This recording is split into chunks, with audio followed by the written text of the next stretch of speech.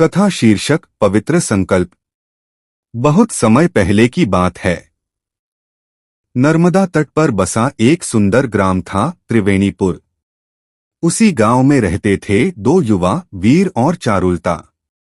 दोनों बचपन से साथ खेले थे, साथ बड़े हुए और बिना बोले एक दूसरे के मन की बात समझ जाते थे। लेकिन उनके प्रेम की डोर केवल सांसारिक नहीं थी, वह जुड़ी थी भक्ति और धर्म से। चारुलता बचपन से ही भगवान शिव की परम भक्त थी। हर सोमवार वह उपवास रखती और नर्मदा तट पर स्थित प्राचीन शिवलिंग को जल चढ़ाने जाती। वीर भी उसका साथ देता, लेकिन केवल उसके प्रेमवश नहीं, वह स्वयं भी शिवभक्त बन चुका था। एक दिन की बात है। श्रावण का महीना था।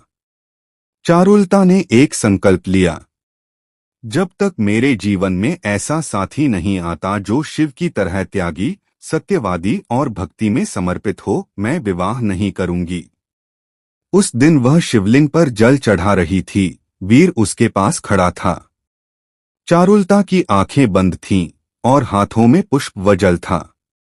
वीर ने देखा, उसकी भक्ति इतनी गहरी थी कि प्रकृति भी स्तब्ध हो गई थी। नर्मदा की लहरें शांत, सूरज की किरणें सुनहरी और पवन मंद हो गया।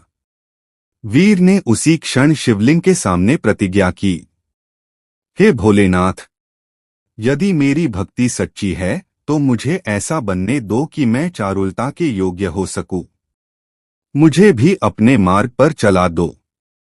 अगले ही दिन वीर को राजसी सेना में शामिल होने का प्रस्ताव मिला। यह बहुत बड़ा अवसर था, पर शर्त थी कि उसे धर्म और साधु संतों की सेवा छोड़नी होगी।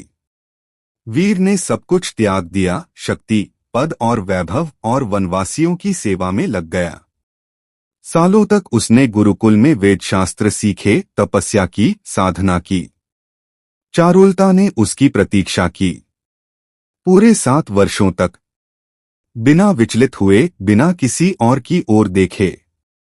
7 वर्षों के बाद एक दिन उसी नर्मदा तट पर, वही शिवलिंग के पास, चारुलता फिर जल चढ़ाने आई। जैसे ही उसने आंखें खोलीं, उसके सामने एक तेजस्वी तपस्वी खड़ा था, सुनहरी धूप की आभा से चमकता हुआ। वह कोई और नहीं, वीर ही था, अब एक सच्चा शिवभक्त, त्यागी और आत्मा से सुंदर। शिवलिंग के समक्ष दोनों ने एक साथ प्रणाम किया। उसी दिन उनका विवाह संपन्न हुआ, नर्मदा की साक्षी में, शिव के आशीर्वाद से। सीख: सच्चा प्रेम वह है जिसमें भक्ति और आत्मिक विकास हो। हर हर महादेव।